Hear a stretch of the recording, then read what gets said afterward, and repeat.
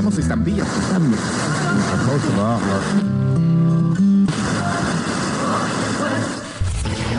You are now tuned in to your number one radio station. Violent people. Radio.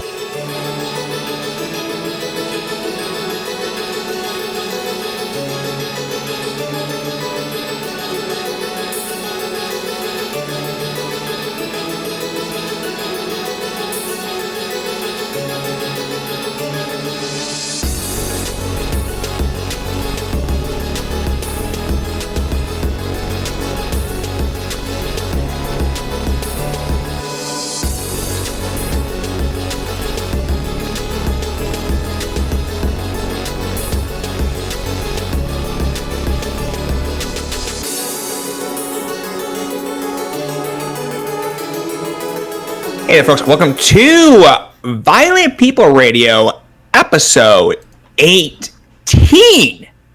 We're almost episode 20. We are of legal voting age as we record this during the debate for president.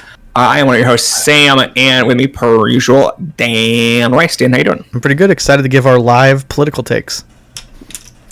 We've already done like a live fantasy football draft special, so it feels like people love the live content the day after. Oh yeah, I mean that was our most successful episode. That was our most successful episode, and with us, Chris. Chris, how you doing? Oh, I'm doing fantastic. Well, I love to hear it. I love to hear it. We're a man down this week, so expect maybe a little bit of the debates. I'm pretty sure. At the debate? Yeah, I'm pretty sure he's there. He said, I gotta go. He's getting those takes off in person to Donald and Kamala in the flesh. Yeah, he's asking the questions. Wouldn't it be a hoot if we just watching it in our second screen vision here, and we just see Tanner pop up on the screen? He's moderating. Asking. Exactly. Oh. All right. It's all Donnie. hot dogs. All right, Donnie, how many hot dogs? 10 minutes. I would love to hear Donald Trump. I do not want him to be president, but I would love to hear him talk about hot dogs for 20 minutes. What if he just said 31, not unprompted? Said, I can do 31. And then the whole debate gets scrapped. It becomes a hot dog eating contest between Tanner and Trump. Oh man. Oh, that'd be good. Please.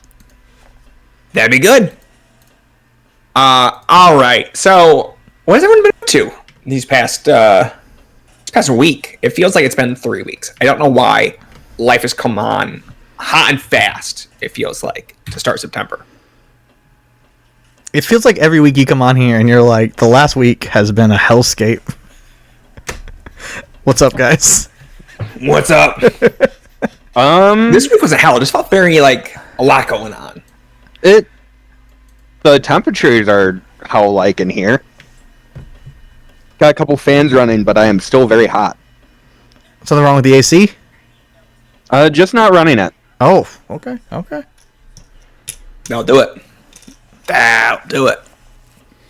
How did you come to that conclusion? Is that just... expensive. Yeah. And I accidentally thought I was adjusting my rent payment to a new auto pay, and I accidentally added a second one. So I paid double rent for this month. So your landlord's loving you.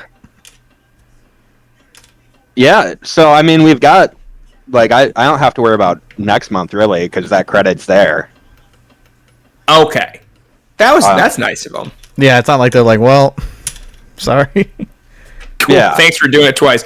I guess I was thinking like a mortgage payment where like if you do it twice in a month, they'll just be like, well, you still gotta pay again next month. We're just gonna do it differently this month. But no, there's credit to our next bill.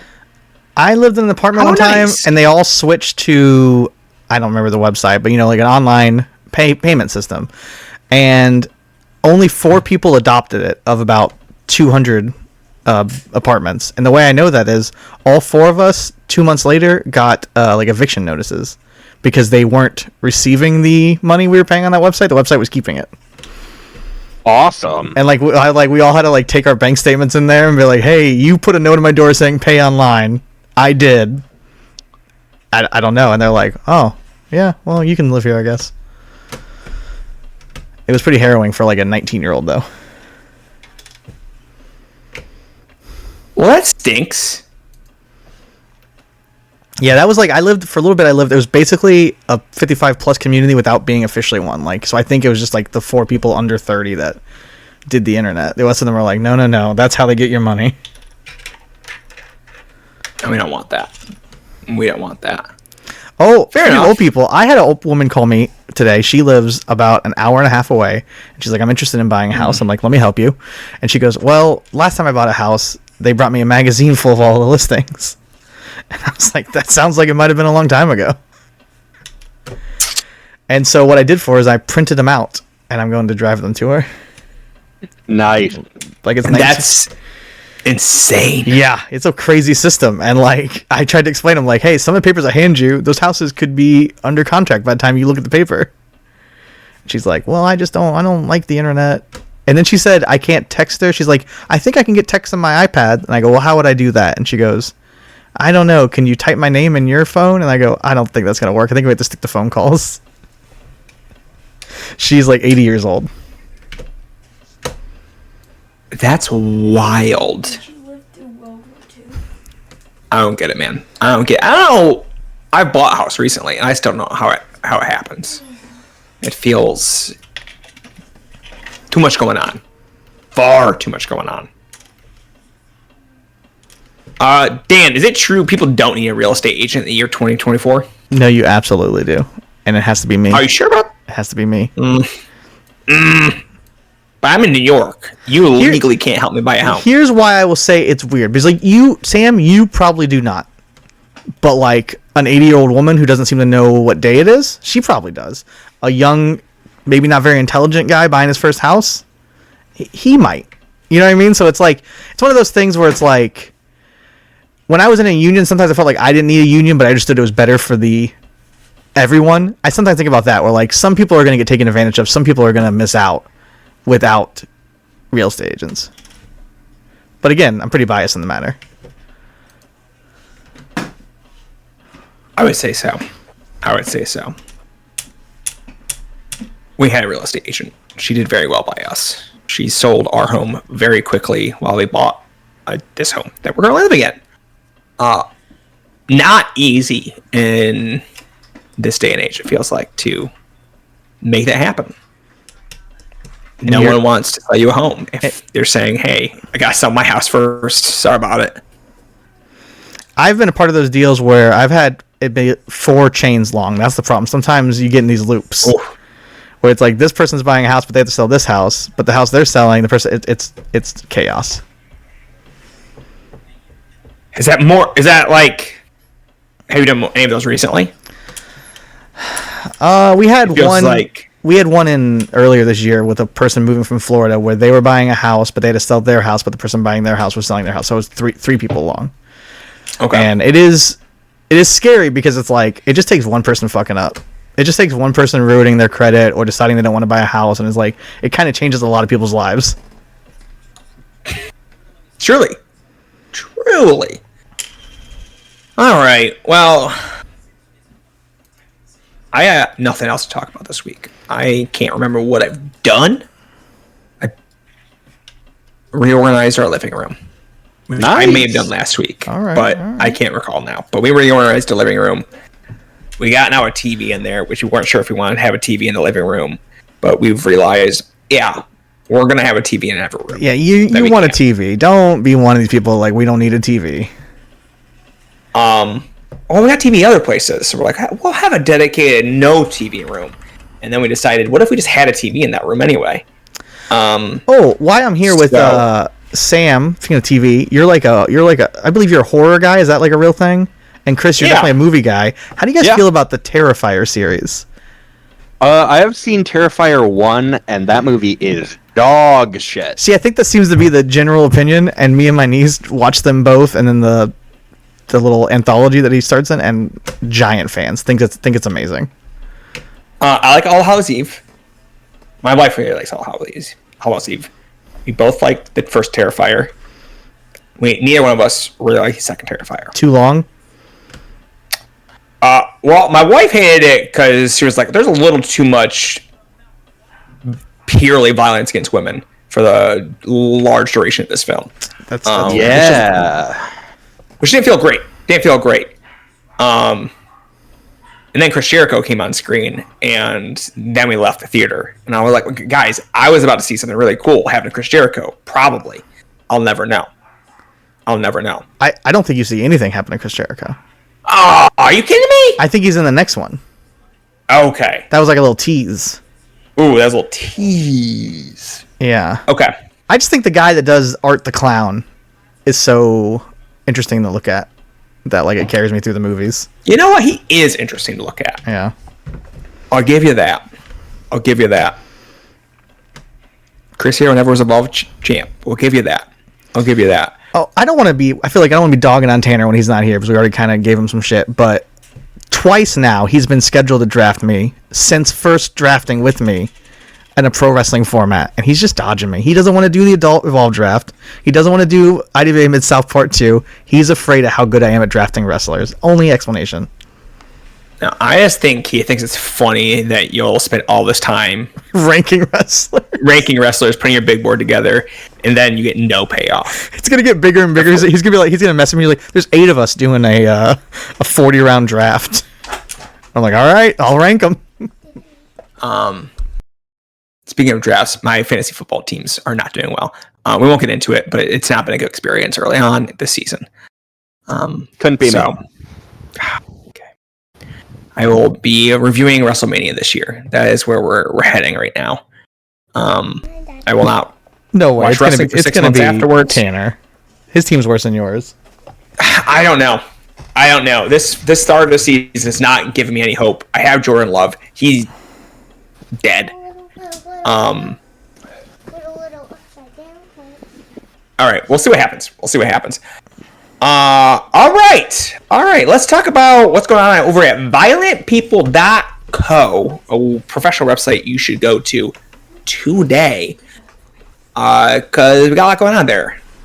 Fruit Project is Violent People's 25 under 25, where the Violent People contributors all voted on the best wrestlers under the age of 25. It's pretty self-explanatory, folks. I think you can catch up. We'll be releasing this twice a week going forward as we count that down. And yeah, very excited to have that roll out. But also, Dan, what did you release today? I released the Necro Butcher Returns Again. It's about Necro Butcher coming back from the dead once again. This guy can't be stopped. Broke his hip, strained in Japan. He's back, and he's XPW champion. He's gonna watch the debate tonight, and he's gonna be even more fired up. Maybe I should do live updates on his Facebook. Could only be good stuff. I really appreciated the piece, Dan, as someone who's been watching a lot of Lost. The time jumps. Really up my alley at this moment. I was pretty happy with it. Some flashbacks, some flash forward, some flash sideways. Unveiling the mysteries of the Necro Butcher. I'm a fair, moral person, so I reached out to Necro Butcher and asked if he'd like to be interviewed for this. He said no. Hey, I'm going to actually control F something real quick. Uh-oh. Oh, I don't see no comment listed in this piece. I didn't write that, but he just said no, and I thought I respected that. You gotta put that down in writing, Dan. You gotta say, hey, reached out to Necro for comment. To be fair, said no. He said no. He said no like 3 hours ago, so the piece was already up. Oh, and I sent him. Wow. I sent him the link to the piece, which starts with a thumbnail that's pretty great. So I'm looking forward to see if he reads it. The thumbnail is awesome. I might not be writing for the site much longer. I might just be doing purely graphic design. You're so good at it. I have questions. Did you make this in Canva? Of course I made it in Canva. That's where I make everything. Right, Canva's great. That's how I know I'm allowed to use that guy's face. What? The man who's looking shocked. He's in the Canva Pro template. So you can just do that? You could just put him in there? Okay, that's crazy. Anyway, two things. Like, Canva has made me accept that, AI is okay. There we go. And I know you use the AI because I'm seeing that Necker doesn't have a hand in this thumbnail. So listen, that's how you know it's working. I am seeing that now as you say that. That's how I knew you were really doing good work. It's very funny. It's very funny. I never noticed that. I looked at it a million times, and now he does not have a hand. You're right.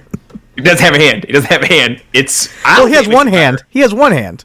He has one hand, but usually you have two of them. Yep. And as far as I know, he's had a lot of trials and tribulations. He still has both his hands. That's not one of them. No, yeah, both hands still has them. Does he have diabetes? I'm almost positive. Okay, so it's going sooner or later.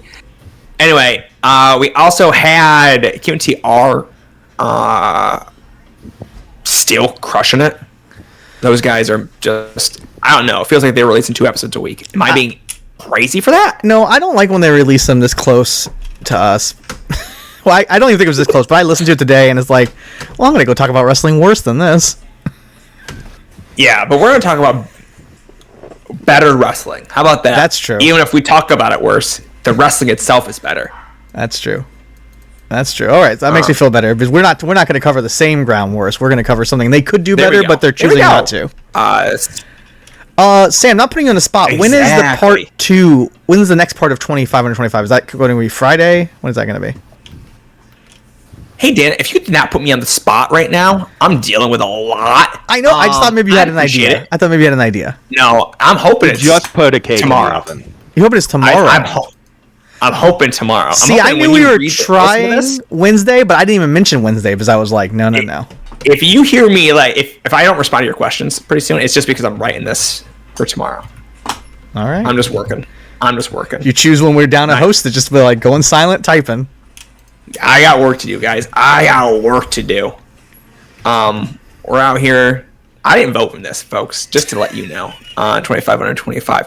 I didn't feel educated enough, and I'm letting you, the voters of the site, educate me, which is honestly what I do on this podcast. Let Chris, Dan, and Tanner tell me what's good, guys. What's good. They want to listen to Quentin and Tim. They also tell me what's good. They also tell me a lot of things that are bad, but a lot of that's good too. So there you go. Now I imagine that you didn't get to. I submitted the ballot for you. It's just Dustin Waller 10 times. Kylan King. Kylan King's. Yeah, it's too old, so that's why it was going to be both honestly, of them. I'm for shoot. That was the kind of defining factor. I was like, if I can't vote for Kylan King, it feels like this is going to be bad. I swear on everything. When I saw he was too old, I thought there goes Sam's ballot. I just felt I fell into deep despair when I did that. What's the point of any of this? I was like, this is not going to feel reflective of me as a person.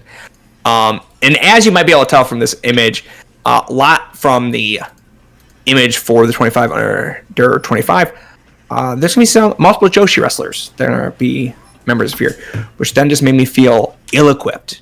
But also makes sense why they would be on this list, because Joshi is typically a younger skewing genre of wrestling. It was codified previously, not anymore. Still pretty much how it goes. Anyway, we also have Koro every Friday. If I'm not being a piece of trash, is putting up recommended matches for y'all to look through and watch. If you want to cut through the bullshit, you look at that every Friday.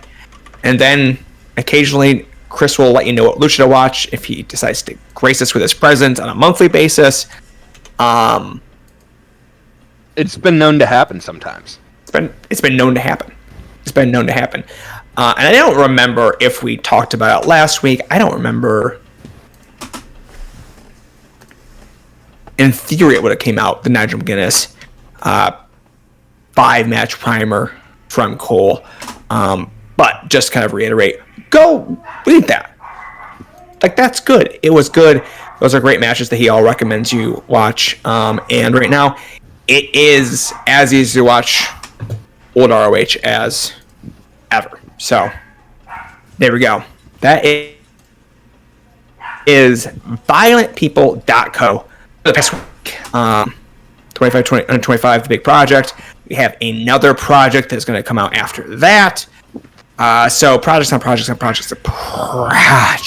folks. But Chris, what have you been watching? Oh boy.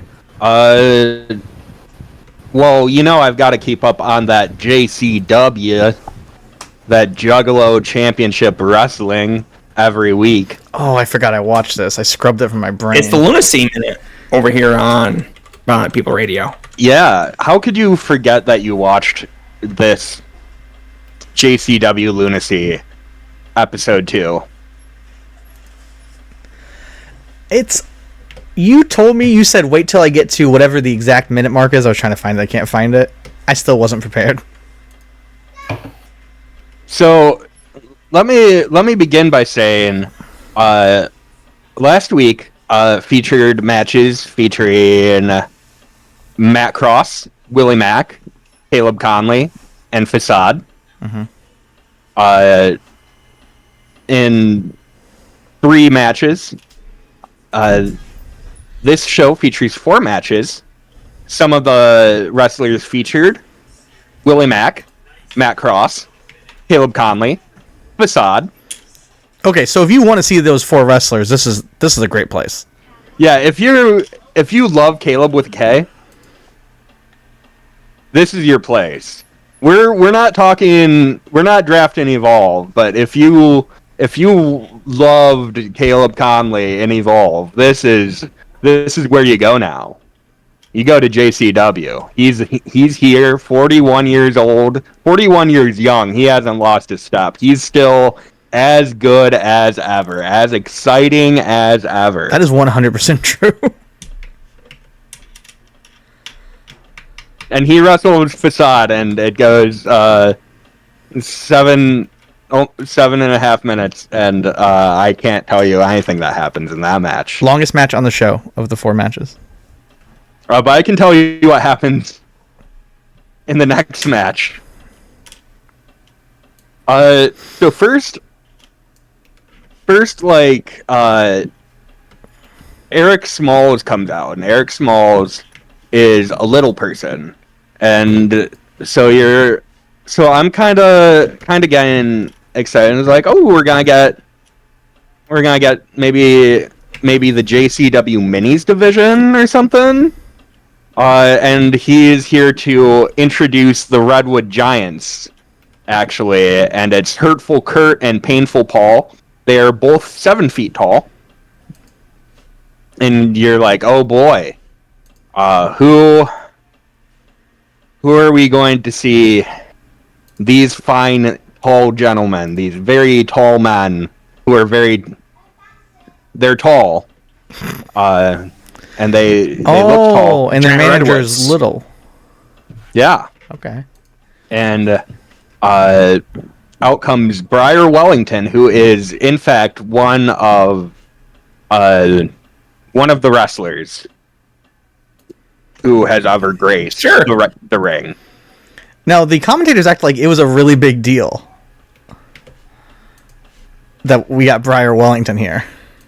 The guy who just always works JCW? Yeah.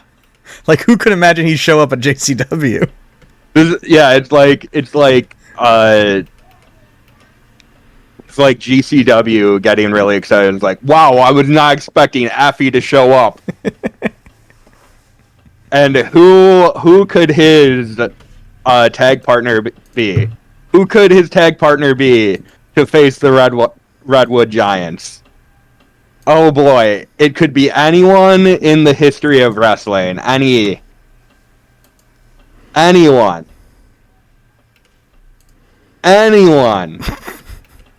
It's James Ellsworth. It is alleged The one and only. alleged sex criminal James Ellsworth. Keywords. Remember him? Sadly. Remember him from WWE 10 years ago? He had the funny squash match. And now he's here in JCW. I don't want to have to break down the in-ring action here, but it was weird because the Redwood Giants are kind of acting like heels to the sexual predator and the guy bragging about all his money. Yep. So that's the choice. And these, like, Hurtful Kurt and Painful Paul, when I kept describing them as tall and also tall, it is because that is what they have going for them. I do not know much about these gentlemen. I don't know how long they have been wrestling. Cage match tells me not very long. And it seems to be the case in this match. They are not good. Not that that would matter against Briar Wellington, who has, like, maximum been... I might be, like, really stretching use of the word mediocre here. And James Ellsworth, who famously AJ Styles had to adjust his Styles class mid-move to not kill him because he tucked his head. And I have never seen a match that,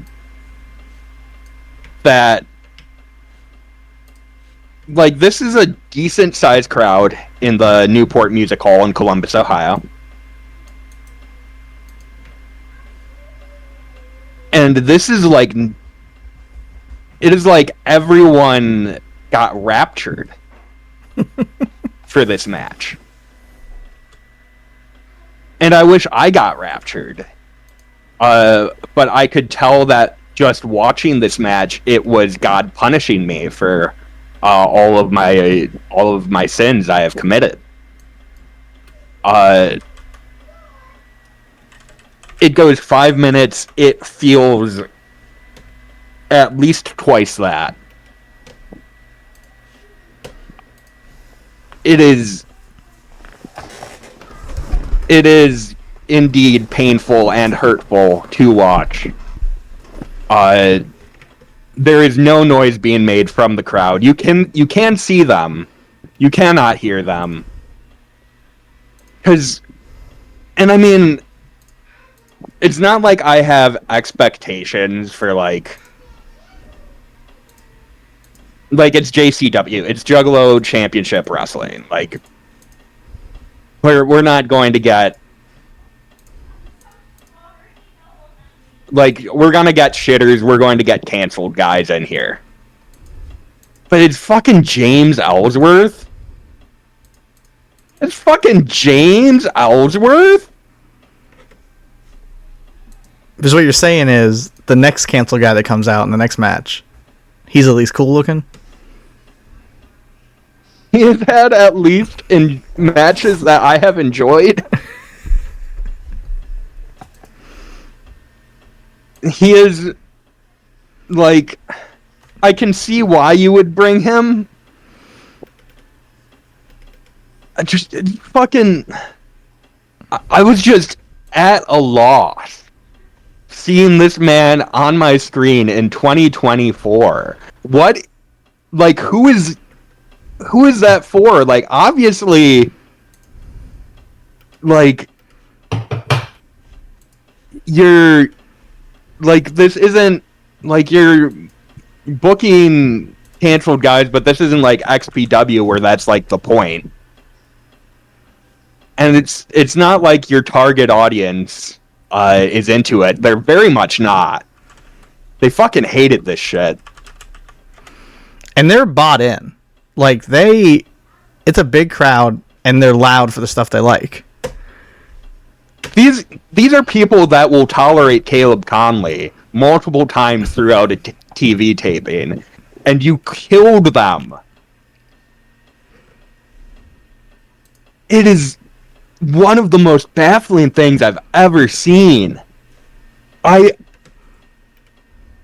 James Ellsworth in 2024.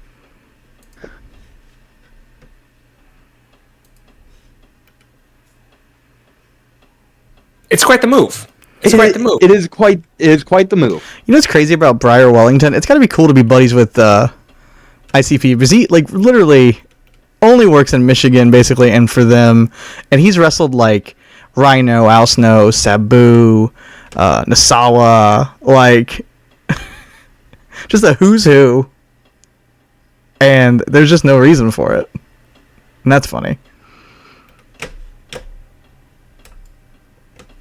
And here he is. It is funny. I think it's like it's funny. It's like we got to book our buddy like Sabu. Here you go.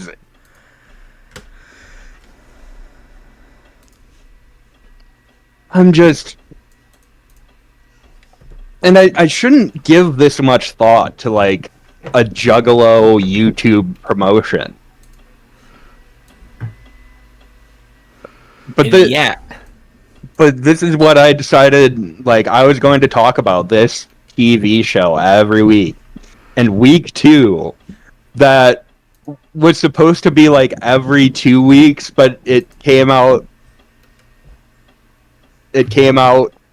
a week after the first up. I'm so confused. And then Congo Kong comes out. That match, it's a squash. Congo Kong comes out, also managed by Eric Smalls. Also, yeah, he knows how to pick them. All the big guys. You see, because he's little. Because he's little. Yeah. Just to clarify, Kong Kong also discussed during speaking out. Not a good person, Congo Kong.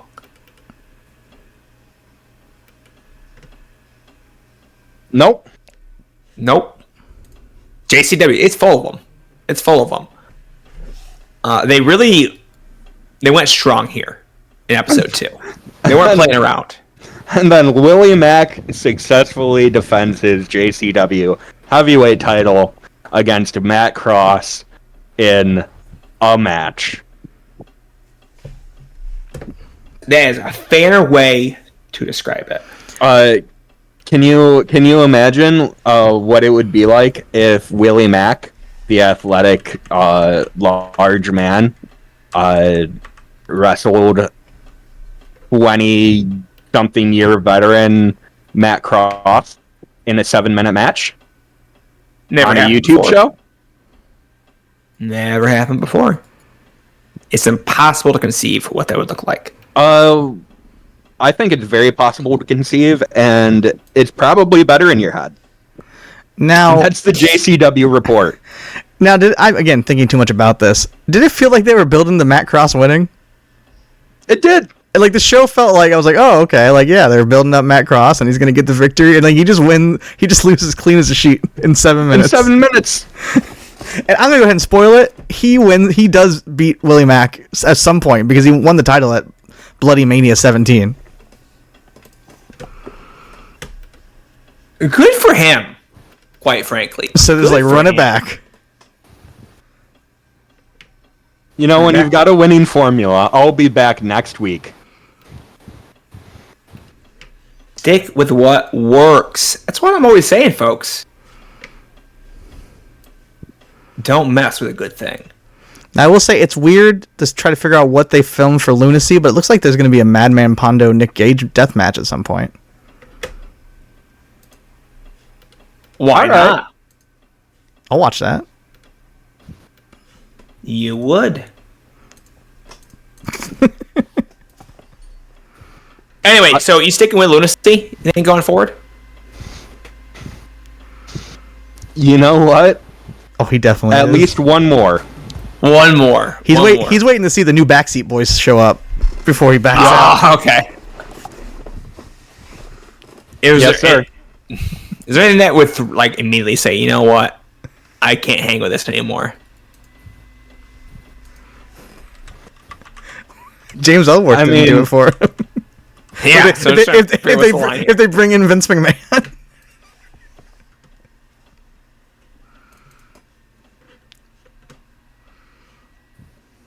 We'll find out next week. We'll find out. We'll find out what will test my limits. It's not about weight limits. It's about no limits. Anyway, Dan, what have you been watching? Actually, Chris, is there anything else that was actually good that you've been watching? I watched. There were All Elite Wrestling put on a pay-per-view show. Okay. It was called All Out from the Now Arena in Hoffman Estates, Illinois, and it was a pretty good show. Actually, it was the most controversial show to ever happen. Oh wow! Because of the microplastics. Yes. Yeah. Okay. Okay. Good. Good. Because Tony knows what he's doing. Because the Rizzler was there, and he is a very divisive figure online. Wait, sorry. I think I missed some things. Was the Rizzler there? Oh no, AJ Rizzler was not there. AJ and Big Justice were there. The Rizzler was there. I've heard there's a riff between the Rizzler and AJ and Big Justice. So, if you told me the Rizzler was at All Out, I would be like, well, that throws this whole theory in the fucking trash. I think those guys, the Costco guys, I think they commented on Tanner's TikTok. That can't be true. Well, now I gotta go look this up. I think he posted a TikTok, like, of him watching All Out and those guys on the screen, and I think they commented on it. It's got 4 comments, and yep, they did. 1.9 million followers, and AJ and Big Justice did comment. Boom! With the explosion emoji. I told you. No. They might be future guests on this show for all you guys know. Let's get them on the show. Let's get them on. Let's play Boom or Doom. All right, Tanner, listen to this. Tell us what you're doing to arrange that. That's what he's doing. I'd say overall, All Out was more Boom than Doom. All right. Positive. I was dreading the Osprey versus Pac match, and maybe it was because I was very drunk by the time I came home to watch that. But I thought it was fine. I thought, this is 2 guys doing their thing, and they did a fine job of it, and I'm not gonna be over the moon for it, but I'm not actively mad that I watched it like I am sometimes when I watch Pac matches. And then Chris Statlander versus Willow Nightingale, Chicago Street Fight, great match. Kind of comes apart at the end, but it's fucking brutal. Easily the best Chris Statlander and Willow match in their feud. Just some insane bumps and weapons, and they are going like this is not something I am citing that, I was just really drunk when I watched this. I know that if I watch this back, it's still gonna kick ass. That match ruled, and I've been really down on basically everything they've done together. I know a lot of people like them together. I have not liked what they've done, but that match ruled. Yeah, it was really sick. Some people were saying like best AEW women's match ever. I would say hold your horses, but it is up there. And then I went to bed the night of, right after that, because of the aforementioned, I was at a wedding shower type function, and then also visited my friend who was bartending after that, and so I was just like, I gotta work tomorrow. I'm gonna just go to bed. Gonna chug a Gatorade, go to bed, and I watched the rest of it today, and yeah, mostly fine down the board. Really, the only major other highlight that I would call great would be the cage match between Hangman Page and Swerve. Really nasty, brutal match. Too nasty? No. Oh, okay. It triggered the usual discourse whenever AEW runs a really bloody match. But and especially they did a syringe spot, which got even more discourse. So because that's straight up deathmatch shit. But yeah, I loved it. Maybe my favorite of the Hangman Swerve feud. Don't necessarily, if that's the feud ending, don't necessarily need to see them again for a while. But it worked for me. Really worked for me. Danielson versus Jack Perry, it was fine. I know a lot of people were bummed that Jack Perry's the title defense. It was.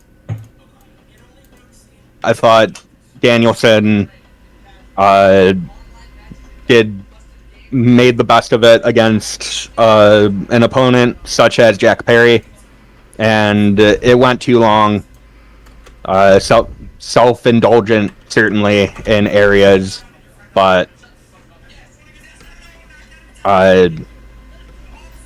totally serviceable for what you would get from a Jack Perry title match. And if you're going to have him work a title match, have him work a Danielson, so it's at least watchable.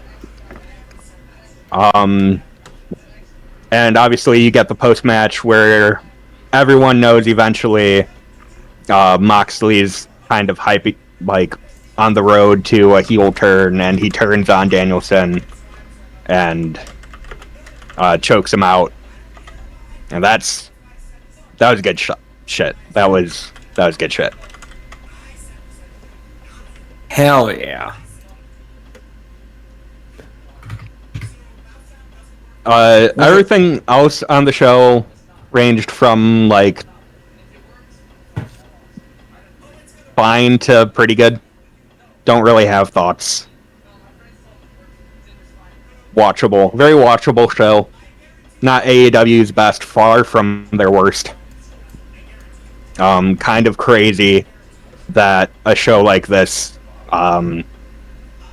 created such discourse, but that is the atmosphere we are in. That is how it goes. People are dumb and stupid, and my favorite reaction was I saw the post saying that Thumbtack Jack was mad at Hangman, and I was like, that's freaking nuts. And he was just kidding, but people are idiots on the internet. And he was clearly joking, but they're like, see, he's upset too. That's very funny. Yeah, why would Thumbtack Jack be mad? Well, I was thinking maybe he thought he owned the syringe or something, and I was like, that's crazy, but all right, let's see what's going on. It's like, no, it's nothing. Work there, Dan. I love discourse. I love this shit. That's why I podcast, so I can address the discourse and just say, yeah, the show is fine. Now, that's you wading into the discourse yet again. I'm going to say I did not like Danielson and Jack Perry, and I'm going to say this now and then still vote for him number one at the end of the year, but this match, the Shingo match, I mean, do we got to blame Danielson eventually for having shitty matches on pay-per-views?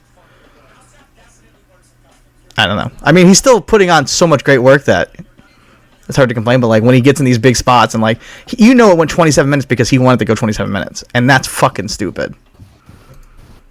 There's no reason Jack. That's the compromise. He wanted it. That's true. You're probably right. Yeah. I don't know. And I just think. I mean, I'm just thinking if there's 3 more pay-per-views and he has 3 more, and takes 3 more bad matches, I'd be thinking about it. But he's not going to, because he's going to wrestle Christian. He's going to wrestle Darby. He's going to wrestle the BCC. So like they're going to be great. But actually, I'm hearing right now. Next opponent is Bear Bronson. They're going 40. oh god, seems sick. Seems like a sick match for the sickos. For the sickos. For the sickos. All right, when did they announce this TV deal that AEW is cooking up? Please do it soon. They lost please it. Just I need it to stop. Please, I need it to stop. Just sign the fucking deal. I would like this to stop being a conversation.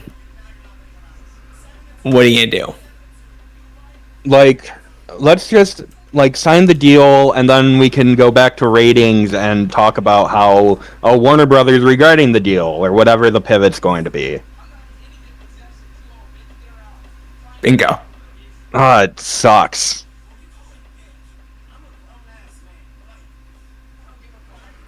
Some would say, good stuff. Good stuff. Dan, what are you watching this past week? Well, I watched that as well. That's pretty much said what I wanted to say. But I did not know this because I didn't watch the 0 hour, so I was pulling up Cage Match as Chris was talking to follow along. And there were, let me do some math here. 9, 15, 21, 25 people on the not 25 wrestlers, not counting all the extras on the 0 hour. They had a tag team match, a 6-man tag, a 6-man tag, and then a 3-way 6-man tag match. Bang for your buck. Everyone on the show. I am a fan of 6-man tags, and that all seems very dumb. Oh man, I should have watched that. It'd be like getting that IWRG experience. Oh, I just imagine like I would have watched that if instead of Beast Mortos and Hologram, the luchadors there were Spider-Fly and Cerebro Negro. I want you to know, just a little, we're going to peek behind the curtain. There's a certain person making the 2525, and I picked 3 matches, and they're the 3 matches that Chris said he was going to pick. I've never felt more validated in my life. I was like, well, that's the correct opinion then. Yeah. So you know you're doing it correctly. It's like, yeah. Chris says Finally. It's IWRG, obscure bullshit, lucha. Chris says it's a good one. I'm like, it's a good one. All right. But the other stuff I watched not fuck it up. is not a lot. And it's really stupid, especially when we talk about our big top. I watched a lot of PWG Battle of Los Angeles 2008. Who's got on the episode of Talking Turnies? You would think so, right? I would hope so. You would think so. But no, someone uploaded a bunch of it to YouTube, and I sat and watched it. I now have to retroactively get someone else to watch it. Because it fucking... What's up? There you go. Watch it. There we go. Watch it. Get on this show. This is on board. It fucking rules. I don't want to talk too much detail because it could be a talking tourney. There are people who are waiting on me to watch stuff to do a talking tourney with me, but instead I'm like, let me watch this other tournament. Fuck you guys. But it's because there's a lot of Loki, and I'm a known Loki guy. I talked about him a lot last week, and it just popped up right after that. I was like, all right, time to watch 2008 PWG. And I think it used to be better. Just all of wrestling. Oh yeah, we're smoking on a little Yoshino here. Yeah, this lineup is great. Loki, Austin Aries, Danielson, Hero, Davey Richards, Generico. I skipped over a couple guys, and I was gonna skip over that one. Oh, okay. So you're a coward. I get it. Yeah, I didn't mention Brandon Bonham either. You know what I mean? Like, I'm just going. Okay. I was going straight through Yoshino, and then Necro Butcher, and then Nigel, Roderick, and then I'm done. There's Scott Lost on that list. Here. Good choice, yeah. You know what? You know what's awesome is two of the guys, Scott Lost faces Joey Ryan, so like that's actually really good because I didn't watch that match at all.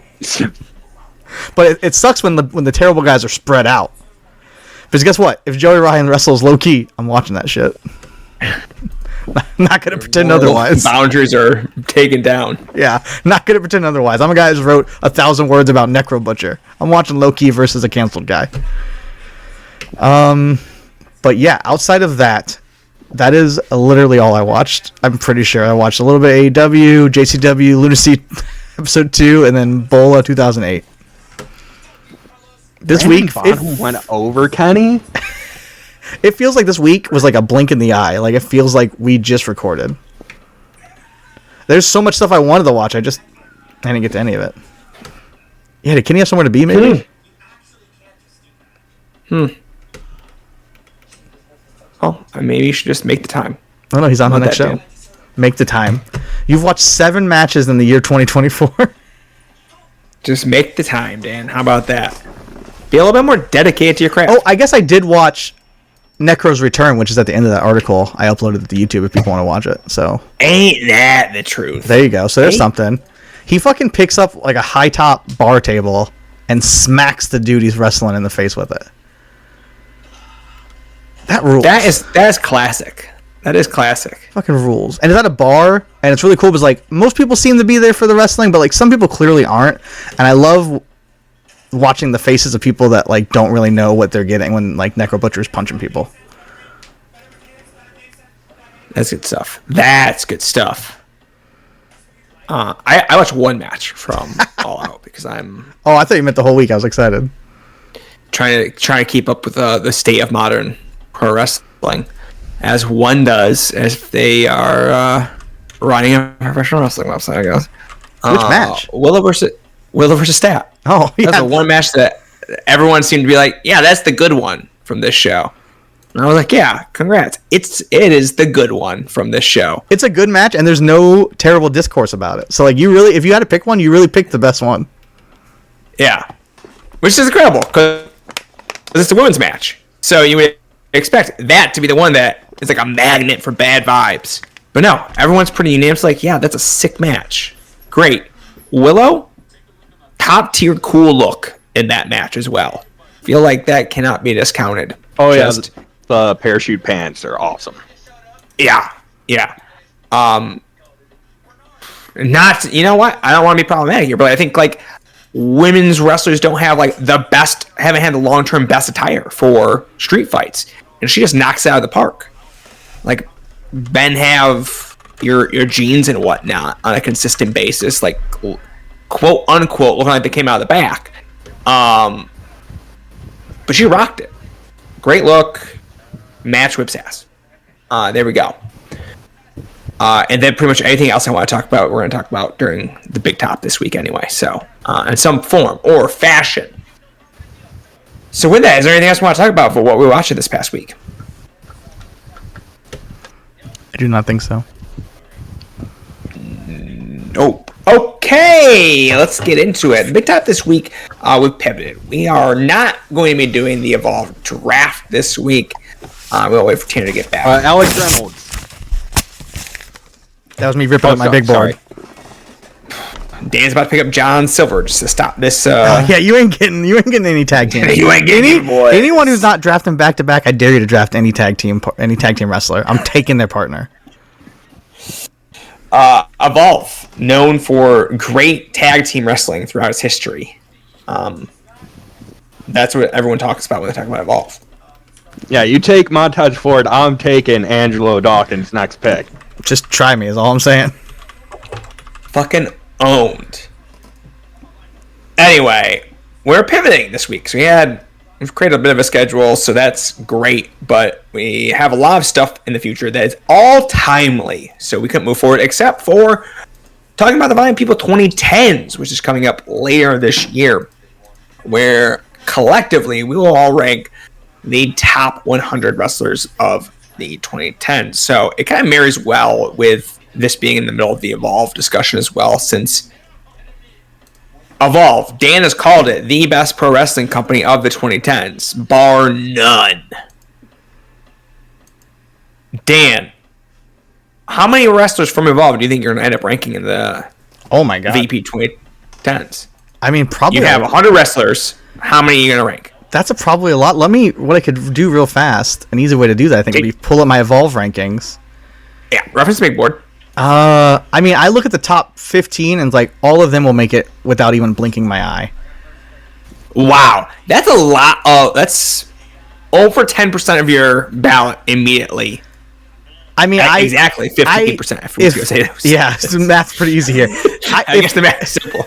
If I see someone's list that doesn't have one of these 15 guys, it's invalid in my perspective. All right, I'm gonna need you to list it, and if myself, you wish that is not how this works. Oh my god! But like, Dan. Okay, I'm not gonna steal your wrestlers, but like, I don't even know the order you're putting them in. Okay, here, Loki, Danielson, Dick Togo, Drew Gulak, Walter, Biff Busick, Kevin Steen, Timothy Thatcher, Generico, Roderick Strong, Chris Hero, Eddie Kingston. You have Kevin Steen in there? You have Kevin Steen? Yeah, you're not gonna have Kevin Steen? No, I'm not gonna have Kevin Steen. Oh. I'm not gonna have Kevin Steen. I think he makes the bottom of my list pretty easily. I don't know. Also, the Dick Togo conversation is making me want to be like, well, I feel like we gotta talk about the state of these wrestlers that were drafted. Okay. The Dick Togo run in Evolve, not a great run. AKA, it's not big. Well, that's one of the matches is absolute terrible. That's a different question, though. Of are they making it because of their Evolve work, or are they making it and they worked in Evolve? No, sure. But I was working off the assumption that you're saying, hey, I'm ripping off my top 15 for Evolve on this ballot, or / even on the big board. No, the big board's not for their work in Evolve. It's like, I want to book the best Evolve show, so I'm going to look at the best. Yeah, but you gotta take Dick Togo Evolve effort. No, you gotta get into that state. You can't get, hey, I have the best version of Dick Togo. I've taken it as I have the best version of Gabe Sapolsky booked Dick Togo. I disagree. I don't think we ever clarified that. I think you're taking him at the age, but not necessarily effort level. Yeah, I'll agree with that. Like, I'll take him at the age, but it's not my fault that he hated Gabe and he wrestled Ethan Page. Because we're both. Oh no, I think we have to work under the assumption that Gabe is booking all these shows on our behalves. I'm gonna say a little something to Dick Togo before the show that's gonna get him fired up. There we go. Okay. All right, I can buy into that. Do people not like Chris Hero versus Dick Togo, though? I don't think it's beloved. Oh, I like it. I mean, it's not like it wouldn't make my top 100 matches of the 2010s, but it's a good match. Would it make your top 100 Evolve matches? I mean, probably, yeah. Okay. Go with God. Yeah. Go with God. I've said that 5 times today at work today to someone. I don't know if I'm going to have HR called on me for saying that. Yeah, trying to preach. Yeah, trying to bring fucking religion into the workplace. God damn. Oh, now you're trying to send them to hell. No, I'm going straight to hell. Anyway, Dan, no, I would not have Kevin Steen. I don't think that's. Wouldn't put him on the board. Put him on the board. Are you low on Kevin Steen overall, or just his WWE work, or overall? Overall, okay. Overall, fair enough. Overall, like I said, he's towards the bottom of my list. I just think that when I get to the top 100, I think he's going to be there. I can't see him not being there. Sorry, did I miss here? Did you say Sami Callihan? I didn't get that far, but Sami Callihan. Oh, you didn't get that far? Sami Callihan. First of all, I didn't read those in order. Secondly, Sami Callihan is going to make my top 100. Are we going to pretend he's not going to make your top 100?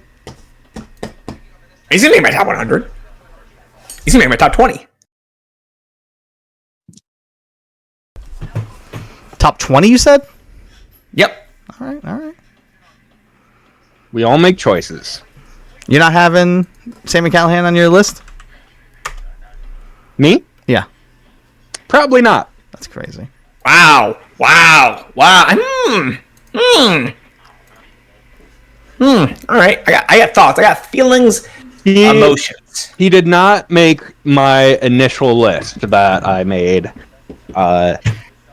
in May Scroll to the fucking top of this thing. I just think his 2010 to 13, 14 is very good. Is very strong. It's good stuff. Someone say Probably not making it. Someone say what, Sam? Unimpeachable. Okay, it's special.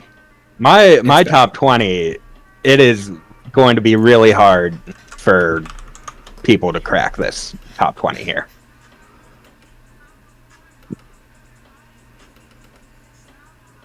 Funny who he had at number 1 to start this, because he's not that.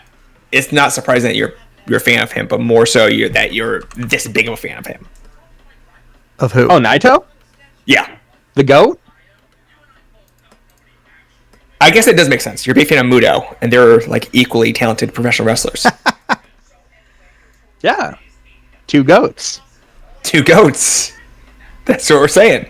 That's what people are saying. 2 goats. I gotta go this tweet. What is that? A herd? I don't know if 2 is a herd. Is it a school? It's not a flock of goats. Flock of sheep. Is it a flock of goats? It's definitely a herd of goats. Okay. Well, sorry guys. Can you guys take care of things for a second? I gotta look up herd of goats. No, I think we should sit here until you admit that I know about fucking goats. All right, that's fine. Okay, so herd of goats is an option. What are the other options? Academy also says tribe or trip. No human would ever say those second two. They'd say herd. A trip of goats. A trip of goats. I have Jump and a skip. I have a couple evolved fly-ins in my top 20. Okay. See, I wasn't naming fly-ins because I was trying to keep them on the wraps. Maybe you guys forgot. I actually wanted to talk. I mean, I don't want to pivot off Evolve. If you have more to say about Evolve, Sam.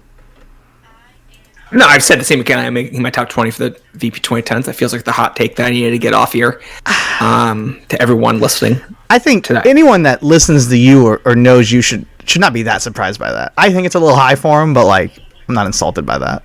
Go with God. Go with God. Go with God. Go with God. That's what people are saying. Yeah. You earlier said I can't say go with Allah, which I thought was weird, but whatever.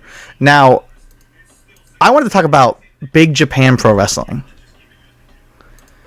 Oh yeah, BJPW. Yeah, there's been a lot of talk about. That's what people are saying. There's been a lot of talk about this.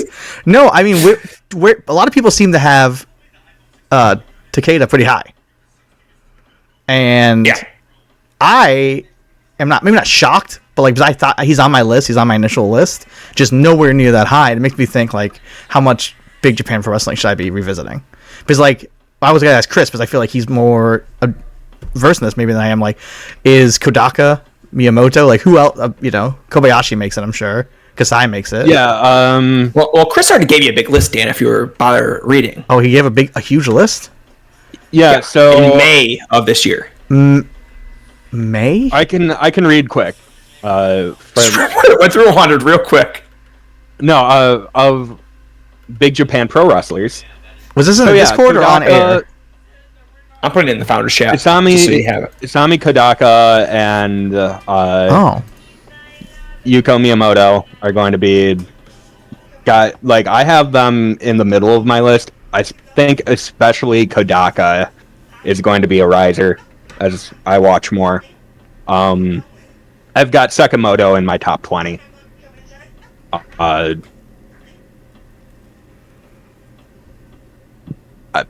I've got Abby in the top 50. Where I'm not seeing Yuji. Where's Yuji at?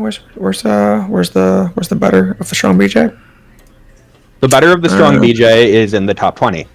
Ah, okay. All right. False propaganda. We're at it again. Well, I'm really having some hard difficulties here because I am searching up and down this list that you submitted in May, And I keep going back to it, and I'm like, okay, I'm not even... I must have missed reading this, because I've gone through the whole list. He's definitely got to be here somewhere. Who are we looking for? Daisuke Sakamoto right there at number 17. Chris, do you not have Okabayashi on this list at all? I did forget like several wrestlers. Like my first reply is I forgot Yoshinobu Pinamaru, which is an unforgivable sin for me.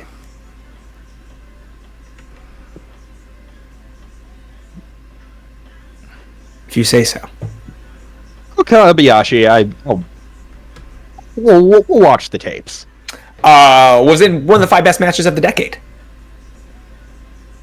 So, gotta give him some strong consideration in this. But yeah, I've got Fujita, I've got Jun Akiyama. I put Ito towards the bottom. That's not gonna hold, I don't think. Oh, you have Kevin Steen at 76 and El Generico at 77. I just think that's interesting. I don't know how I feel about that, but there you go. I love seeing Eric Ryan on this list. He feels in real danger of getting kicked off when you remember 5 other guys, but yeah, and remembering any match he had that was not a death match. Yeah.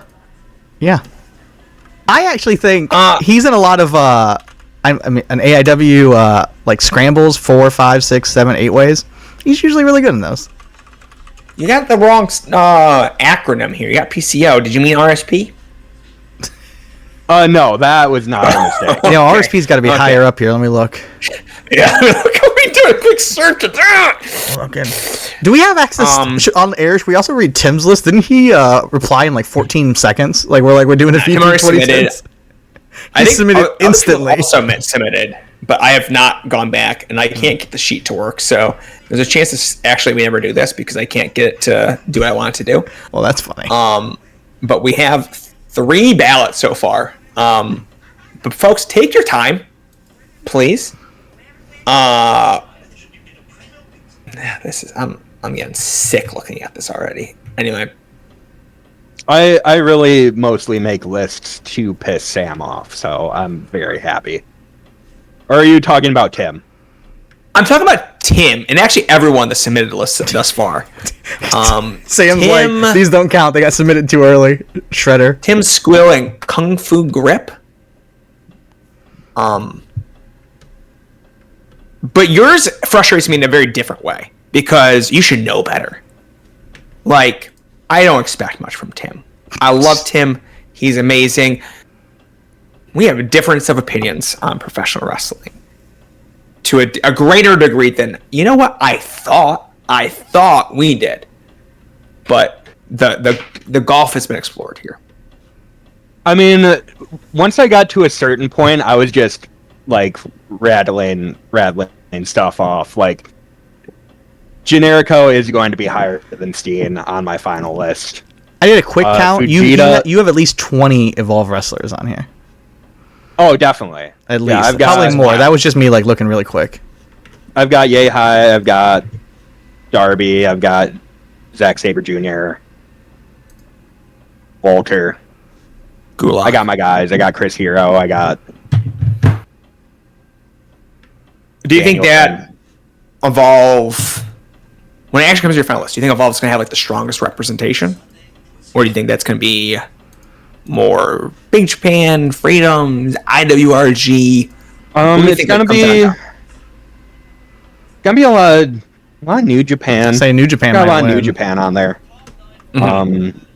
Like, obviously, my number 1 and 2 are Naito and AJ Styles, and AJ Styles' biggest case for the decade. I mean, it's a great decade all around, but his best work is in New Japan. And then I've got, like, Shibata and Okada in my top 10. And, like, a lot of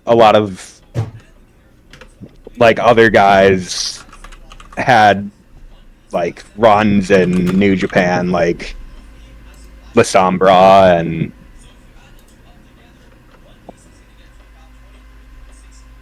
like plenty of the CMLL guys worked New Japan as well. So New Japan, like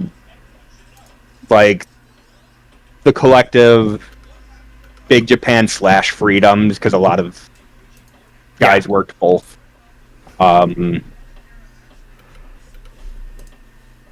Evolve is big as far as indies go. Quite a few WWE wrestlers. Kind of hard to like put like a specific company because a lot of people got signed and then left or worked multiple companies, and but yeah. Okay. Dan, kind of same question for you. Like, what do you think is going to be like the strongest representation, whether it be a promotion or even genre of professional wrestling? I'm looking at my list, and I think if you counted, like, it would probably be either luchadors if you just took them as a whole, or U.S. indie workers. Just like, because I don't have my list, I don't have numbered at all yet, really. I just have like 129 wrestlers in tiers. So I'm trying to look at this, and like almost 30 of these guys are not going to make it, so it makes it hard to kind of figure out where I stand with that. But yeah, I think that's probably the easiest. I struggle with guys like, I know he's going to finish so high on a lot of people's ballot, but like guys like Sheamus or a Big E or Rusev, guys that I know are probably putting in great work every single week, but like, do I ever want to go back and watch like a Monday Night Raw match or a SmackDown match? Oh, with Sheamus? Yeah. I just don't know that I do. I mean, I'm sure it's great. I just don't know that I will type that in the old YouTube search bar. And like, that's not their fault. That's just my disdain for the company and their weekly pro wrestling product. But yeah, so it's probably U.S. indie workers. Just doing a quick count here. What about you? What's the answer for you, Sam? My gut says Lucha is gonna conquer things overall. Where do you have Aerostar? I know you're talking about him. Yeah, Aerostar. You know, maybe making the ballot here. I think the lack of footage is going to be the issue of like, hey, over the past 5-10 years, they've wiped the internet, and AAA have decided to leave no evidence behind that most of the wrestling over the past decade took place.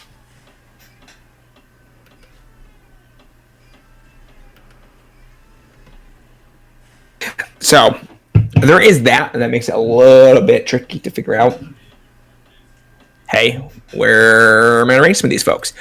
But like, there's such depth in CMLL to the point where I feel like I'll be driving myself mad if I don't include 7 to 12 of them off the rip.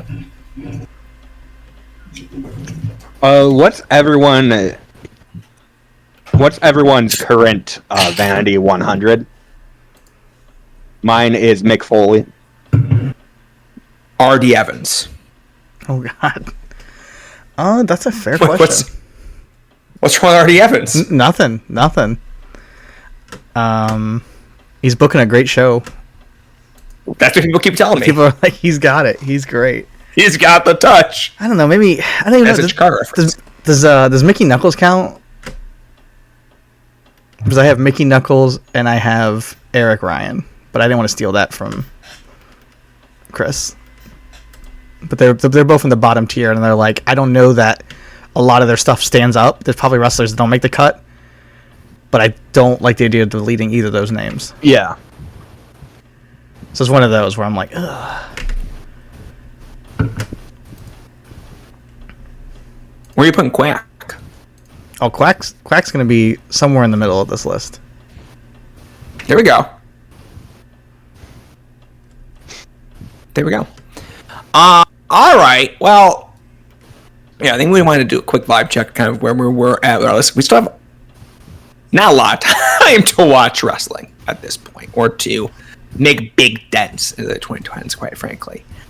This has been kind of a condensed project here. We will do our best to kind of fill in as many gaps, or just maybe explore deeper. I guess that's kind of the question there. Like, do you guys expect to be doing more filling in gaps at this point, or just like going deeper into the folks who already have kind of in consideration? Up till this point, I have kind of just been, which I know it's like you kind of trap yourself in your own little bubble, where I kind of just been working with my 129 people I have listed, and like randomly watching matches of there to kind of rank them amongst themselves.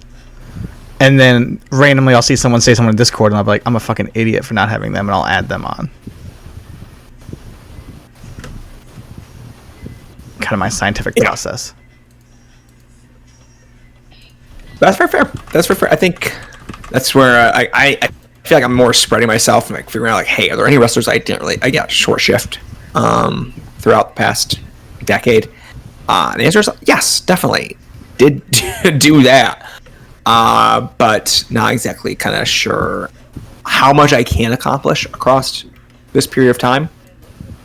At this point, maybe this project was faulty to some extent, but we're going to get through this, and I think we're going to have some fun results at the end of this. And then kind of, hopefully it helps inform what my greatest wrestler ever battle looks like for 2026 over at Pro Wrestling Only, which I'm sure when we do our VP 2010s content, we'll also be working on GWE type content there after, and seeing out how we can help Loss and Stephen Graham over there at PWO to make that project a success, and hopefully bring in a number of folks from the Violent People community, which we have an amazing Discord of a shit ton of people. Which mathematically, a lot of these young kids could not have been involved in the last one. Yeah, truly, Absolutely. And so many people that voted in last time have been killed by the woke mob, so they're not going to be participating. So Violent People could have a real impact on GWE 2026. What if we all picked a funny wrestler to rank ridiculously high and just fuck up the whole project? Who's the funniest wrestler? Oh my god! That you could think of? James Ellsworth, hilarious, as you could tell by earlier in the podcast. Okay, different one. Artie Evans is my only other choice. Okay, what's wrong with Artie Evans? He get canceled? I don't. I think I saw him go back in time. I was at that Chikara show, or maybe he came back from time. Show. When did he appear in the rafters or something? I don't even remember that bullshit. Oh, I thought you were talking about when he came in the DeLorean. No, I wasn't at that one. I was at the Chicago Tag Team Tournament. Whatever they called that. Tag Team World Grand Prix? There it is. Chris, Negro Navarro, but no Solar. Like I said, this was like this was back in May. No. I wasn't. I'm not trying to hold your feet to the fire. A lot of guys. Those guys are so linked in my head. Solar is definitely making my list. Okay. Sorry. Why are those two linked to your head? I don't know. I like a lot of their stuff together. Fair enough. They're not the two. I mean, I'm looking in my head. I think it's like now if you see like a Solar match, it's Negro Navarro. Yeah, Negro Navarro is also in that match. Who do you link with Solar or Negro Navarro? Well, with Negro Navarro, it's Blue Panther. Okay. Let me tell you this: Blue Panther and Negro Navarro have had 34 matches according to Cage Match, where it looks like Negro Navarro and Solar have had 229 matches. Well, there you go. I don't know. I can't beat the numbers, I guess. I can't beat the numbers. Yeah, I mean, those guys are just... I always think of them linked to the hip. I mean, but... I'm such an idiot. I didn't... My brain... That seems to be going too far, but... No, I have made a terrible mistake here, and my brain completely shut down. Are you thinking of Negro Casas? Yeah, 100%. Okay. Exactly. That's Okay, I figured out where your brain went. And I was like, I don't know why. Because You said it made me rethink everything. Yeah, because when you said to me, like, who would you link with Solar? And I was like, well, yeah, Daniel Navarro. And then I was like, wait, that's exactly. You got me over on Cage Match looking at match statistics because I'm like, I guess I'm wrong.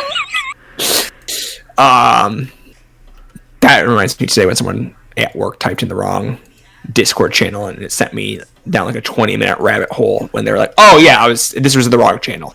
And I had to bite my tongue of frustration of like, hey, gotta put your stuff in the right thing so I can see what the heck you're talking about. Well, anyway, if you say I tell you the wrong name, that's not gonna help you very much at all. Anywho, yes. Okay. I'm on the same page. I'm back. I'm here. I'm living. I'm vibing. Where's Grandma Jr. rank here? Where were they? Where are we at right now? Grandma Jr.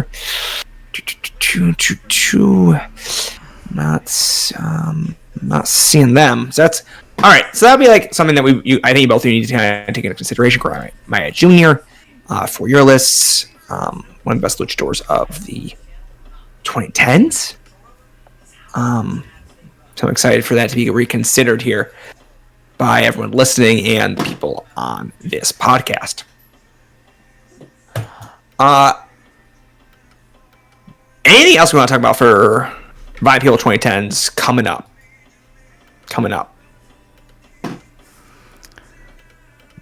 No, I don't think so. I'm just staring at Chris's list. If I'm being totally honest, it's totally unfair because like I don't have a list that he can stare at and pick apart. And it's so rude that we just kind of looked at his. Like, oh, man, what can we use for content here? What can we talk about?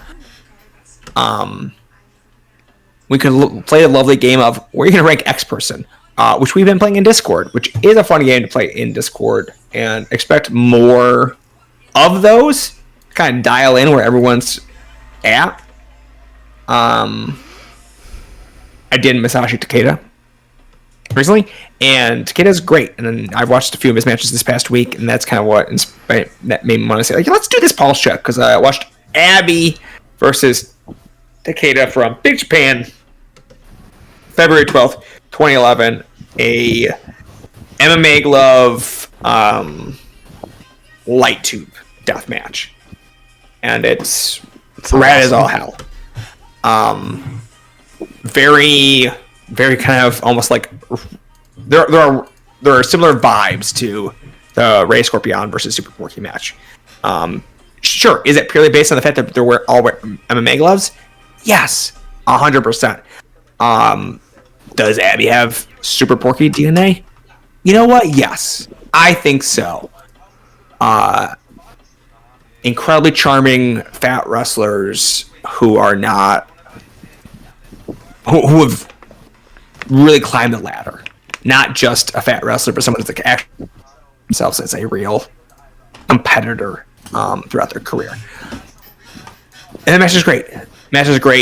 Abby is someone that just kind of like further defines himself throughout that match, and it kind of made me question, like, oh, when I go through my new spreadsheets and whatnot, Takeda like pops up a lot because he shows up as like one of the big death matches of that given year to watch from Big Japan or Freedoms. And that kind of made me go like, oh, what is his case? Because he's someone that just feels like he has a lot of good to great wrestling, but also maybe doesn't necessarily have like a top 5 that you could be like, oh, watch these 5 matches and you will fully understand Takeda. Or that they will make the case. I mean, someone that feels like, oh, he just has like 50 great matches from these years you could watch at any given point, and like a dozen of those will be with Jun Kasai, and those will all be great. And then he'll just have a sprinkling of other stuff, and he'll have it with also unexpected wrestlers like Jonathan Gresham, like Chris pointed out in the Discord. So yeah, I am interested in digging into his case more. I know that's something that ranks very highly for Chris. Yes, like I already had him on my short list, but seeing so many people be like, oh, obviously top whatever. I was like, oh, maybe. Like I said, I think I need to dig in the Big Japan more, just as a whole. But and like what you're talking about, I'm stealing from QNTR, stealing from Tim. Is it's hard when you're like a spreadsheet freak, or you're like that's where a lot of the data is. Is there's no spreadsheet to say this guy had a great performance in an okay match, or this guy had a quote unquote 5-star performance in a match that's 3.5 or whatever, however you want to rate your matches. There's no quick, easy way to reference that. Yeah, that is impossible. It's extremely difficult. And for Takeda, like, Dan, how are you going to be ranking deathmatch wrestlers throughout this kind of period? I have a lot of deathmatch guys on here, but I think I didn't think about it until I thought about what Chris said about Eric Ryan, is that sometimes deathmatch wrestlers actually benefit in that I almost ignore a lot of their non-deathmatch work, where it's like I don't know how many great matches does Eric Ryan have where he's not smashing light tubes, and I just I don't know. I do not know. I'm trying to look. You'll never know. Trying to look through my list to see. I think I'm lower on a lot of the American deathmatch guys than Chris. I mean, I will have Gage and Tremont will probably make my list, but like, I think they're going to be towards the bottom. That's very real. That's very real. I'm trying to make room for RSP at top. That's the guy for GWE. Yeah. That we should all rally around. Oh, man. From Lordstown, Ohio. You know what? Go with God. That's what people keep saying. I'll keep saying everyone is saying that. Everyone is saying it. All right, then we'll call that the vibe check for the VP 2010. So next week we'll check in with Tanner, see where he's at with the process and what he's feeling. But that gets us through this. He told me why he was off for this period, that he was doing nothing but debate prep and VP 2010's chip prep. So, should come back really good. Hell yeah. All right, well, in that case, Dan, hit the music. We have exactly one question. No, I got some more questions than that. You got more questions? I got some questions, yeah. All right. Well, I'll just read off this one from Eamon, and then we'll go from there. From Eamon, what's the last song you sang at karaoke, and what's the first song you'll sing the next time you do karaoke? I'll go first because I very recently did karaoke. And why? My niece, who just turned 8, has discovered it, and she loves it. She thinks that people are there to see her perform, but I sang with her a very, very age-appropriate song. We sang Pink Pony Club. Hell yeah! Yeah, so that was that. The next song I'm going to sing is... that's really tough, that one. I don't know. Let's see. We're going to go again soon, too, so I should really be thinking about it. I don't know, maybe some John Bon Jovi. Just fucking get out there. Get the classics. I believe the last karaoke song I did was Santeria by Sublime. That's a good one. Yeah, I crushed it. What are you gonna say next? I don't know, and that's honestly, it's a good question and a stressful question because about 1 week exactly from today, I will not be recording this podcast. I will be at karaoke. Fuck, we gotta find another guest there, Dan. Don't we have PTO for me? Yeah, I think we already have someone. Okay, cool. Amazing. Spoiler Amazing. alert. But yeah, if you have suggestions... Wait, is that a week from today? Yes. Happy birthday, because I'm not going to speak to you, but also another week without an Evolve draft. That is true. I just realized I'm a liar. I completely forgot this last weekend. Part of the reason I was busy is it was my newly 8-year-old niece. It was her birthday. She got a karaoke machine. I blacked out the whole 2 hours of doing karaoke in my living room. The last song I sang was "Shake It Off" by Taylor Swift. Wow. Nice. That is age appropriate. Yeah. And then I saw a guy very drunkenly do "Dead and Bloated" by Stone Temple Pilots, and he owned the room so badly that like sometimes I think I need to do that. But I just know I can't live up to his performance, and I know I'll be thinking about it. If it's someone else's like dominant karaoke song, and it's like you're never gonna live up to that. Because I'll just be doing a facsimile of him. I'll just be pretending to be him. I won't even be doing my own take, and I know it. Yeah, that's not you. That's inauthentic. Don't do that. If you. you have suggestions for what I should sing for my 30th birthday at karaoke, please hit me up. I have a strong baritone, so nothing too high. But yeah, hit me with that. Sam? Oh yeah. I haven't done karaoke in 4 years. So you're due. I guess so. It might be 4.5 years. I sang El Scorcho. Nice. El Scorcho. And I made $400 off people at a convention to sing it. So $400. Yeah, it was a little ridiculous. People were very drunk, and they have too much disposable income. That is it. So I will not sing karaoke until someone will pay me $400. That's my quote. If I sing karaoke, they have to pay me it. Otherwise, I'm not doing it. So I won't know a song until we get to that point, which means I'm probably never doing karaoke again. I don't know. If we start getting big checks from Violent People, maybe I have that kind of disposable income. Maybe I offer you $401. Wow. Okay. That's one of my 5-year plans. I will sing a big bowl of Mumford and Sons for you. All right. Now it's funny you said you only have one Wacky Line question, because I'm looking at, from the person you just asked that question from, they asked another question right after that. Not right after that, a week later. Fuck the 4 pillars. Which founder is which member of the Dungeon of Doom?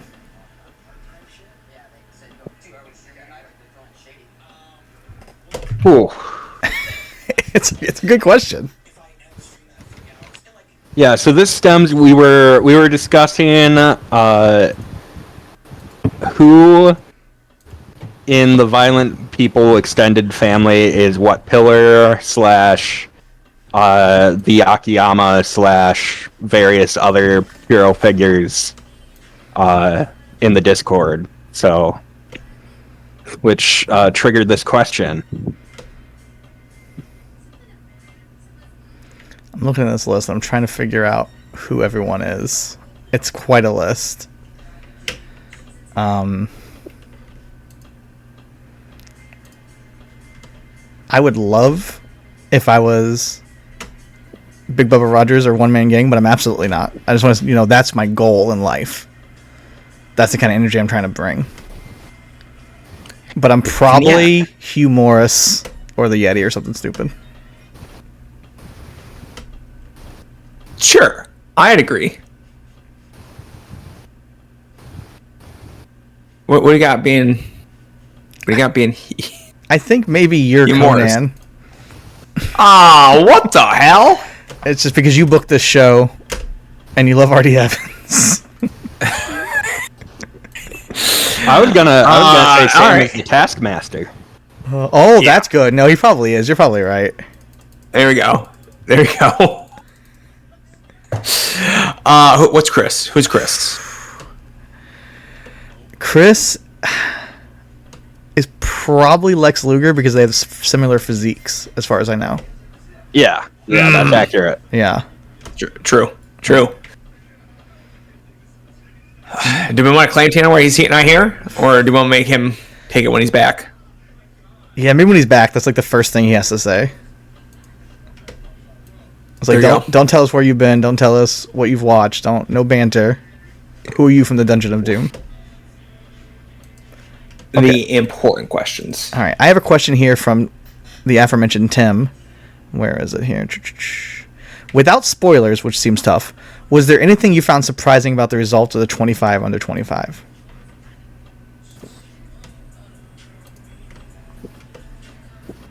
For me, Sure.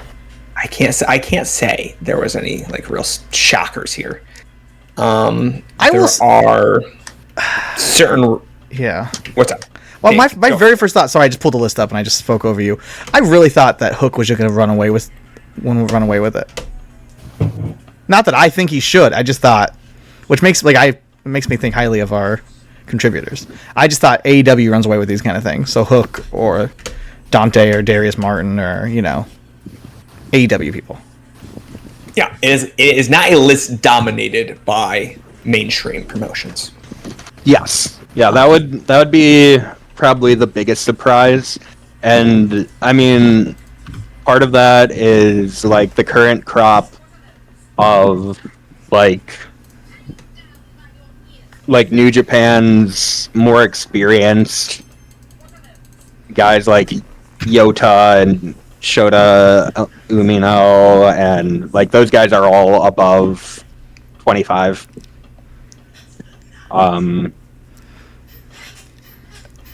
Maybe not also, results, but like people, just like researching. People are fucking old. Yeah. It was like with a shocking thing. Like I pulled up so many people that I was sure were 25 or under 25, and they're just old. They're just fucking 28. Yeah.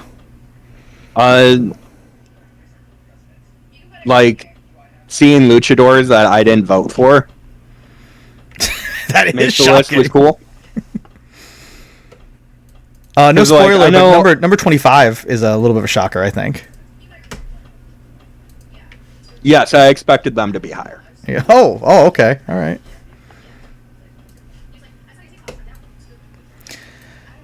I will say I'm sad about a luchador that you voted for, that I did a write-up for, that I refused to vote for because I didn't know how old they are, when they're so clearly under 25. I don't know why I had my panties in a bunch about that.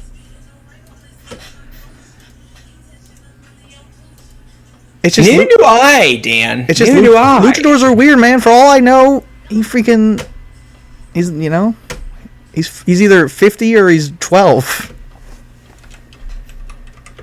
That is your two options. That's you the are luchador way. Correct. But yeah, I love that. My other question that I have is from my real life friend Matt, who knows nothing about pro wrestling. That's not true. Knows very little about pro wrestling, but who just found out from talking to me this week that Shinya Aoki is a pro wrestler now. And we were discussing who had a better MMA career, and then he wanted me to say who is the better pro wrestler and who has the better pro wrestling career.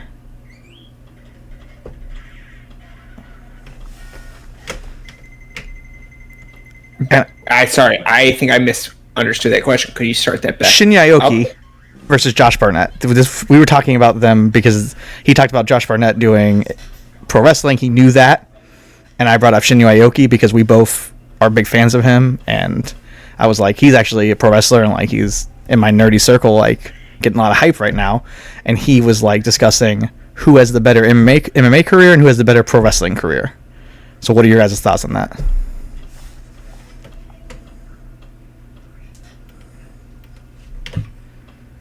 I feel like Barnett has the better MMA career, but I think it's like just barely. I feel like he's just was in more major positions. You know what? I'm probably out to lunch. I'm out to lunch. I think I'm just forgetting about the Kawakate matches as well. Aoki, I loved Aoki when he was fighting. So it feels like I went with Aoki because I think that it's just such a deeper talent pool at 155 than it was at heavyweight. So like everything he did is more impressive. Is what I came away with. Sure.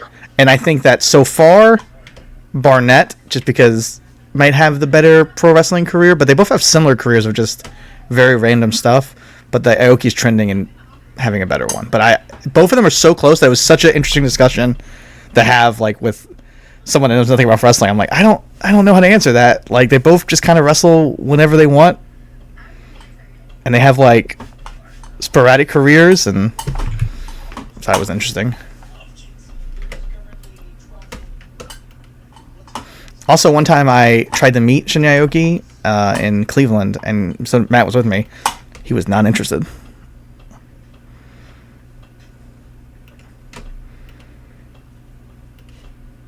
Cool. That's the whole story. He walked away. I had like DM'd his handler, and they were like, "Yeah, you can come and get some stuff signed." And then like I was like, "Oh, I'm walking towards you." He's like, "Cool." And then they saw us coming, and then they walked away. It's in the IX. It's like a giant airplane hangar, which is in Cleveland, where they had a Bellator event. And they saw us coming, and they walked away. And his handler like DM'd me. He was like, "Oh, he found out what we were doing. He does not want to autograph anything." I was like, "Awesome." He didn't know why he was standing there. Clearly, he sees these two freaking, I don't know how old I was, 19, 20, whatever, walking towards him, like, and then he's like, "I don't know who these guys are. Fuck this." That's wild.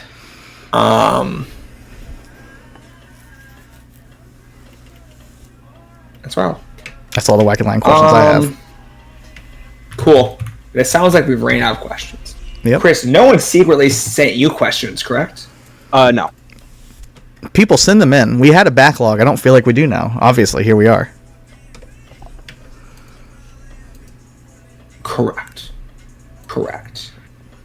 All right. Well, do we have any plugs for this week? Do we have anything else? We already talked about most of the stuff on the website early in the episode, but anything else to kind of discuss? Subscribe to the podcast, rate and review. Oh, you can buy a mug. Buy a mug. Buy the mug. Buy the mug. All right. You heard it here, folks. Buy the mug.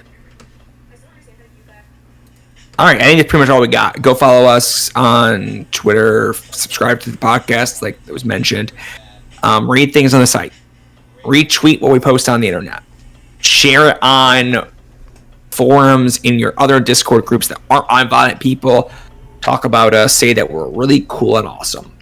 Spreading the word does a lot of good. Wherever you can, rate and review us, whether that be iTunes or beyond. All that helps the algorithms on these given websites say, "Oh, you people might enjoy this other site or podcast, violentpeople.co or Violent People Radio." So all goes a long way. We appreciate it.